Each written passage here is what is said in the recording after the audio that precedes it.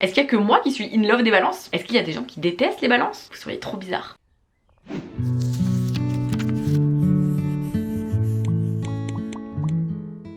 Coucou tout le monde! Je vous retrouve aujourd'hui pour une vidéo astrologie puisque nous sommes dans la période des balances. Et alors là, il faut savoir que les balances, vous êtes mon signe préféré du monde entier. Donc cette vidéo vous est dédiée évidemment, mais en plus de ça je vais vous saucer tout au long de la vidéo, c'est une certitude. Si vous êtes balance, sachez donc que je vous aime profondément, qui que vous soyez.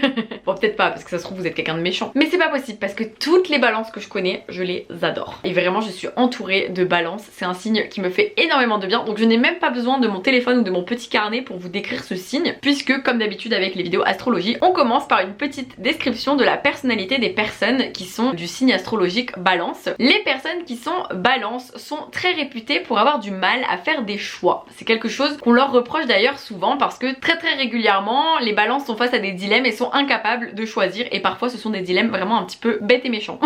Comme d'habitude je vous donne une description des signes, mais ça ne concerne pas forcément tout le monde évidemment, c'est général. Mais c'est vrai que tous les balances que je connais, niveau choix, à part mon amoureux Alex, ça va, mais toutes les autres balances que je connais c'est compliqué. Et les balances sont surtout des personnes qui ont besoin des autres pour vivre. Bon j'ai envie de vous dire ça c'est un petit peu bateau, mais c'est des personnes qui ont besoin d'harmonie dans leur vie, de beaucoup de sérénité, de paix. Ce sont des personnes qui n'aiment pas du tout le conflit, qui ont besoin de bien s'entendre avec les gens qui les entourent. Ça veut pas dire qu'elles vont forcément se laisser faire, même si on en reparlera. Mais voilà, la paix et la sérénité c'est un peu ce qui les habite, c'est l'équilibre que les balances souhaitent trouver, et c'est aussi un signe qui est beaucoup en soif de justice, parce que finalement la justice ça fait aussi partie de l'équilibre, et donc des signes qui n'aiment pas l'injustice. Bon moi non plus j'aime pas l'injustice, mais bon, vous m'avez comprise. Pourquoi c'est un signe que j'adore? Parce que toutes les personnes qui sont balances, je les trouve extrêmement douces, calme, apaisante. Alors je sais qu'il y a des personnes qui peuvent peut-être trouver ça trop doux justement, trop mou ou quoi, mais moi pas du tout. J'adore les balances parce que vraiment ça m'apaise, ça équilibre totalement mon signe astrologique puisque je suis Scorpion, et vraiment j'adore les balances, et il y a vraiment une alchimie qui se fait dès que je rencontre des balances, et j'adore ça, même si c'est strictement l'opposé de mon caractère. C'est à dire que les balances sont le calme et la sérénité quand je suis la fougue et la relou quoi. J'abuse un peu mais vous voyez ce que je veux dire, et comme quoi là pour le coup les opposés s'attirent un petit peu, même si bien sûr mon amoureux est en balance. Ne croyez pas que j'aime les balances que parce que Alex est balance. Sachez que j'ai vraiment beaucoup de balances autour de moi. J'ai ma cousine qui est balance, j'ai plusieurs de mes amis qui sont balance, j'ai ma soeur qui est balance, j'ai mon papy qui était balance, et vraiment toutes les balances que je connais, cœur sur vous, vraiment. Inès qui regarde cette vidéo doit se sentir saucée, puisque vraiment Inès est un petit peu quelqu'un que j'idéalise beaucoup. Ma petite sœur, ouais, genre... parce que les gens qui sont balances, je les adore, je les trouve parfaits en fait, je sais pas, ils sont pleins de sérénité, ils sont calmes, ils se prennent pas la tête, j'adore ça, vraiment. Je suis assez admirative en fait. Donc si vous êtes balance, j'attends un max de cœur dans les commentaires, parce que vraiment, j'espère que vous correspondez à cette description que je fais de vous, mais du coup je suis curieuse, donc dites-moi tout dans les commentaires. Comme d'habitude, si la vidéo vous plaît, n'hésitez pas à liker, vous abonner à la chaîne et à laisser un petit commentaire. Même si vous n'êtes pas balance, laissez-moi un commentaire, dites-moi quel est votre rapport aux personnes qui sont balances, ça m'intéresse. Est-ce qu'il y a que moi qui suis in love des balances? Est-ce qu'il y a des gens qui détestent les balances? Vous seriez trop bizarre. Bref, passons aux livres. Du coup, j'ai pris des livres qui sont plutôt différents. En fait, c'était un peu dur parce que peut-être que je suis pas très objective avec les balances. Du coup, c'était pas facile de choisir. Vous allez voir ce que j'ai à dire sur les livres choisis pour les balances. On commence avec La nébuleuse Alma de Luc Blanvillien, publié aux éditions L'École des loisirs. Je ne vous ai pas parlé de ce roman depuis très longtemps, et c'est ce que j'adore avec ces vidéos astrologie, c'est que je vous ressors des pépites de ma bibliothèque. C'est l'histoire de Alma qui a embrassé Romain pour la première fois devant le lycée après 8 semaines de patience, de faux espoirs, de SMS, et ce jour-là, elle a également perdu sa meilleure amie. Comment est-ce qu'elle aurait pu croire qu'en partageant son bonheur tout neuf avec Jade, sa meilleure amie, celle-ci lui tournerait le dos et lui dirait écoute, tout est fini entre nous, je ne peux pas continuer. Jade dit à Alma qu'elle s'est lassée d'elle, qu'elle la trouve trop gamine, trop égoïste, trop superficielle, parce qu'elle ne se soucie pas forcément des sans-papiers, des SDF, qu'elle ne milite pas dans des associations, qu'elle ne se questionne pas sur la guerre en Syrie par exemple. Sauf que Alma se demande, est-ce que vraiment toutes ces raisons sont suffisantes pour la chasser de leur amitié comme une malpropre? Est-ce qu'il n'y aurait pas autre chose? Pourquoi j'ai pensé à ce livre? Parce que, comme je vous l'ai dit, j'associe beaucoup les balances à la douceur, le calme et tout, et La nébuleuse Alma, c'est vraiment un roman qui m'a procuré ces émotions-là. J'ai vraiment beaucoup aimé la plume de Luc Blanvillien dans cette histoire. J'ai adoré ce roman, je l'ai trouvé très doux et très surprenant à la fois. Et pourquoi j'ai pensé aux balances aussi? on parlait du fait que les balances n'aiment pas le conflit et je pense que le personnage d'Alma est typiquement dans cette situation là où le conflit est malheureusement obligatoire. Enfin c'est même pas, non il n'y a même pas de conflit en fait, c'est ça qui est très dur pour elle, c'est qu'elle se fait juste délaisser et qu'elle n'aime pas le conflit, qu'elle veut le résoudre, qu'elle veut que ça aille mieux mais qu'elle ne comprend pas pourquoi ça ne va pas. Et je pense que pour ça correspond beaucoup aux balances et surtout pour toute la douceur et l'apaisement que m'a procuré ce livre et j'espère qu'il vous procurera la même chose. Sachez que c'est un livre que j'ai beaucoup aimé et je peux pas en dire plus mais c'est un des premiers dans des thématiques que j'ai pu lire, enfin vous comprendrez en le lisant quoi, et j'ai beaucoup aimé du coup la manière dont c'est fait. Je suis curieuse si vous l'avez lu, j'ai très envie de lire d'autres avis de ce roman parce que je trouve que je ne l'ai jamais vu assez passer sur les réseaux sociaux, donc pour moi il est sous-coté. Lisez La Nébuleuse Alma. On passe à un livre clairement pas sous-coté mais pas sur-coté non plus, ne vous inquiétez pas. Songe à la douceur de Clémentine Beauvais, publié aux éditions Sarbacane dans la collection Exprime, qui est une pépite de douceur, d'amour, de poésie. Songe à la douceur, c'est l'histoire de Eugène et Tatiana qui, lorsqu'ils étaient adolescents, se dragouillaient. Il y a eu des histoires, mais on sait pas pourquoi cette histoire d'amour n'a jamais vraiment éclos. Et 10 ans plus tard, ils se croisent dans le métro. Et là, que vont-ils faire? Est-ce qu'ils vont redonner une chance à cette histoire d'amour? Et surtout, pourquoi ça n'avait pas marché il y a 10 ans et pourquoi ça pourrait marcher maintenant? C'est un roman en vers libre. C'est un des tout premiers qui est sorti en édition young adulte, adolescente, en vers libre. Et vraiment, c'est un livre merveilleux. C'est tout doudou, c'est trop beau, c'est trop poétique, c'est magnifiquement bien écrit par Clémentine. Et je pense que du coup, encore une fois, je suis pas objective, mais du coup, comme j'adore les balances, que les balances m'inspirent poésie, calme, sérénité, et que Songe à la douceur est un livre qui m'a apporté ça aussi, et bien du coup, je le mettrai dans la sélection pour les balances. Mais aussi, je viens d'avoir un flash. Il me semble, en tout cas dans mon expérience avec les balances, que ce sont des personnes qui sont assez drôles aussi, qui ont un humour, en tout cas qui correspond beaucoup à mon humour, qui aiment beaucoup rire et qui aiment beaucoup faire rire. Et Clémentine Beauvais est très comme ça, elle aime beaucoup faire rire ses lecteurs et ses lectrices avec des petites piques, des petites pointes d'humour, malgré parfois des thématiques difficiles ou profondes, et ça fait rire. Et du coup je rajoute ça aux personnalités des balances et à cette vidéo et du coup à ce livre, parce que vraiment c'est un livre merveilleux et qui fait lire.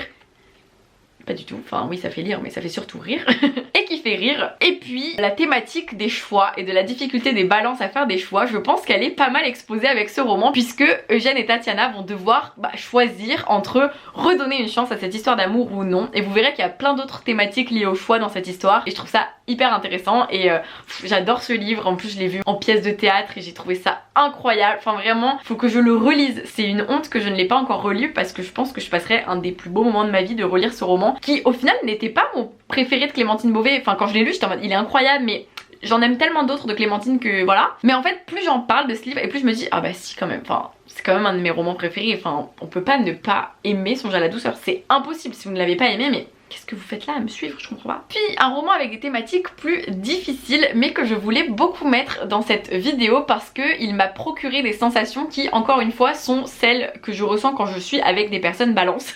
À vivre avec de Alice Pauzière, publié aux éditions Scrinéo, est un roman qui m'a raconté l'histoire de Victoire, Oscar et Isaac. Victoire qui n'a plus dit un seul mot depuis la mort de son meilleur ami quelques mois, années plus tôt. Oscar qui ne cesse jamais de parler pour faire fuir son anxiété. Et Isaac qui tente de recoller les morceaux avec sa mère qui s'éloigne de plus en plus et qui va mal. Ce sont trois personnages qui entrent dans l'âge adulte parce que ils s'installent dans une nouvelle ville, ils vont à la fac, etc.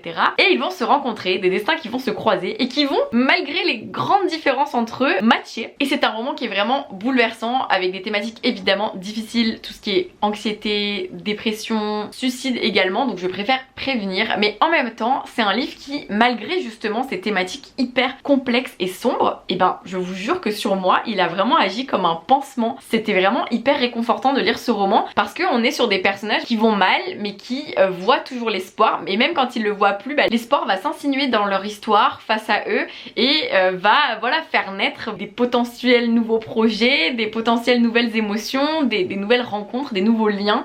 Et j'ai trouvé ça extrêmement beau et ça m'a beaucoup émue. Et voilà, ce côté réconfortant en fait, je voulais l'associer à cette vidéo parce que pour moi, comme les balances sont des personnes qui sont très calmes, très apaisantes, et c'est en fait ce que ce roman m'a procuré. Donc j'espère que ça vous le procurera aussi. Et puis on parle quand même aussi de tout ce qui est choix. Et en fait dans ce livre on a encore un peu tous ces dilemmes de faire des choix, puisque évidemment quand on est en anxiété ou autre état psychologique complexe, faire des choix peut s'avérer très difficile, voire parfois un petit peu, enfin notre avis est biaisé par nos pensées et en fait voilà toute la difficulté à faire des choix, à oser aller vers les autres, parce que c'est vrai que je vous l'ai pas dit mais les balances c'est quand même un caractère qui est du coup très calme mais qui est un petit peu timide à mes yeux, parfois un petit peu réservé, et là on est sur 3 personnages qui peuvent paraître, surtout Victoire et Isaac, qui peuvent paraître vraiment réservés et qui donc pour moi peuvent correspondre aux balances. Donc j'espère que vous découvrirez ce livre parce que je l'ai lu récemment et vraiment c'est vraiment le roman doudou pansement quoi, genre incroyable. Puis nous passons à un roman encore une fois thématique très difficile. Alors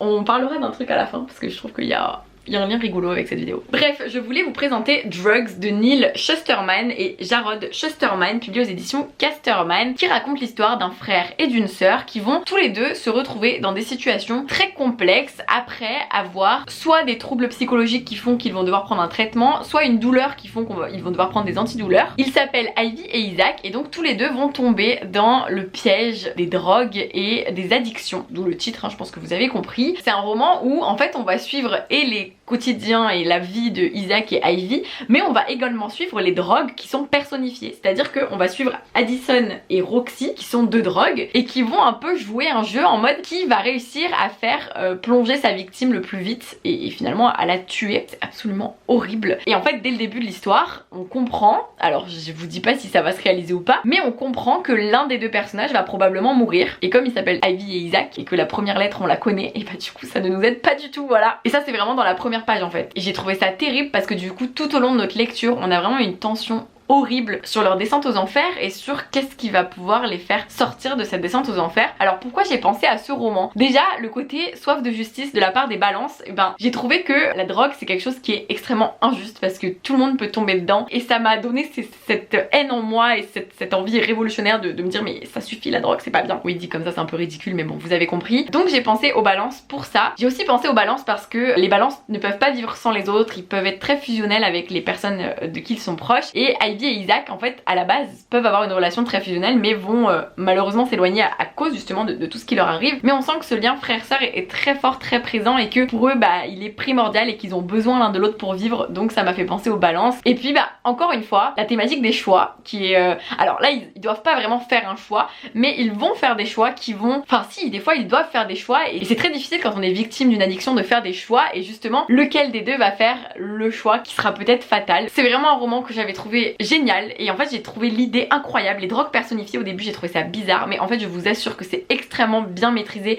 par les 2 auteurs et que ça rend super bien, et qu'il y a tout un univers qui est créé, qui est réel ou pas réel. Enfin je vous laisserai le lire pour le découvrir, et j'ai vraiment adoré, et vraiment quand j'ai terminé le livre je me suis dit waouh, vraiment très très bonne lecture, et ouais une des meilleures lectures de mon année, donc s'il n'est pas surpassé par d'autres coups de cœur, il y a moyen qu'il soit dans mon top de l'année 2023 quoi. À voir, dites donc. Ça va être dur ce top 2023 parce que plein de livres bien quand même. Et enfin là je triche un petit peu parce que je vous l'ai déjà montré dans une vidéo astrologie, mais pas dans les signes précis. C'est Le ciel est partout de Jandy Nelson, publié aux éditions Gallimard dans la collection Pôle Fiction, et c'est un roman qui est absolument merveilleux. C'est mon roman réconfort, c'est mon roman qui m'apaise, c'est mon roman qui me calme. C'est un roman que j'ai relu déjà parce que j'avais besoin de relire un livre, et que je me suis dit mais en fait s'il y a bien un livre que j'ai envie de relire c'est Le ciel est partout, parce que c'est un livre qui est extrêmement poétique, et que toute cette poésie je trouve qu'elle est apaisante, elle est douce et elle est génialissime. Mais l'histoire est beaucoup plus difficile. C'est l'histoire de Lenny qui vient de perdre sa sœur et qui se demande comment elle va pouvoir continuer à vivre après cette tragédie, et elle va être face à un dilemme aussi, c'est que en fait elle commence à tomber amoureuse et elle est tiraillée entre le fait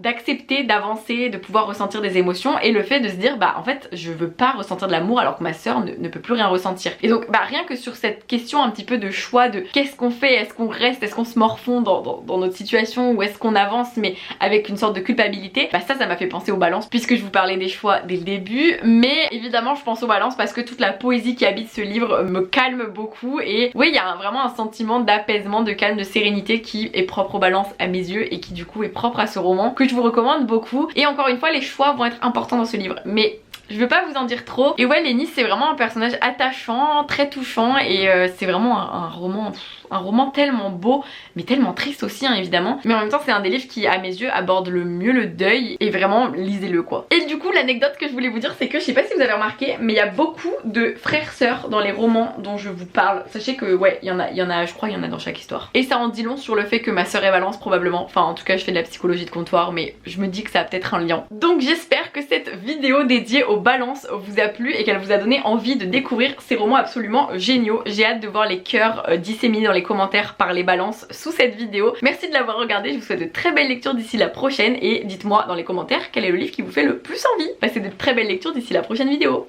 Bisous.